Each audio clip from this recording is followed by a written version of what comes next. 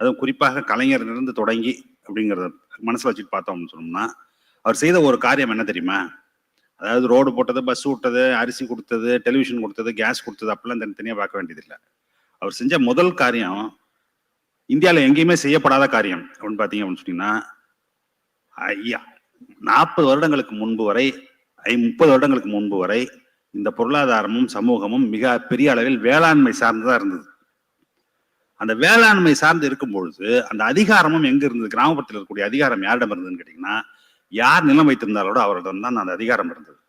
கலைஞர் செஞ்ச ஒரே பணி எனக்கு தெரிஞ்சு மிக மகத்தான பணி. தமிழ்நாடு இன்னைக்கு இவ்வளவு விரைவான வளர்ச்சி அடைந்து கொண்டிருக்கிறது, இவ்வளவு பெரிய மாற்றங்களை சந்தித்துக் கொண்டிருக்கிறதுனாக்கா அதுக்கு அவர் செய்த மிகப்பெரிய பணி அப்படின்னு சொன்னாக்க, அந்த கிராமப்புற அதிகாரம் இருக்குல்ல, அதை காலி பண்ணதுதான்.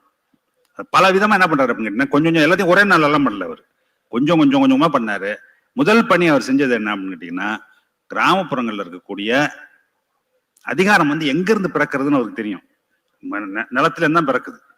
இப்ப நம்ம உயர்கல்வித்துறை அமைச்சர் இருக்காரு. இப்ப அவங்க ஏரியாலாம் எப்படி அப்படின்னு கேட்டீங்கன்னாக்கா, மடத்துக்கும் பெருநச்சுவந்தார்களுக்கும் பெரிய அளவுல நல்லா இருக்கும். இப்ப நானும் இன்னும் கொஞ்சம் மேல தஞ்சை மாவட்டத்துல இருந்து வர்றவன், எங்க ஊர்ல அவ்வளோ கட்டுப்பாடு இருக்காது. கிழக்க போக போக எப்படி இருக்கும் அப்படின்னு கேட்டீங்கன்னாக்கா, பெருமளவுல நிலம் யாரிடம் இருக்கும்னாக்கா நிலச்சுவந்தார்கள்ட்டையும் இவங்கள்ட்ட இருக்கும். நீங்களே இப்பெல்லாம் அதை பத்தி பேச்சு இல்லை. முன்னாடி அப்படின்னு கேட்டீங்கன்னாக்கா, பெரிய நில சுவாந்தார் குடும்பங்களுக்குலாம் 2000 வேலி, 5000 வேலி, 8000 வேலி, 10,000 வேலிலாம் இருக்கும். அதே மாதிரி சைவ மடங்கள் ஒன்னொன்னுக்கும் ஆயிரக்கணக்கான வேலிகள் நிலம். அது எல்லாம் யார்கிட்ட இருக்கும்? குத்தகைதாரர்கள்ட்ட தான் இருக்கும்.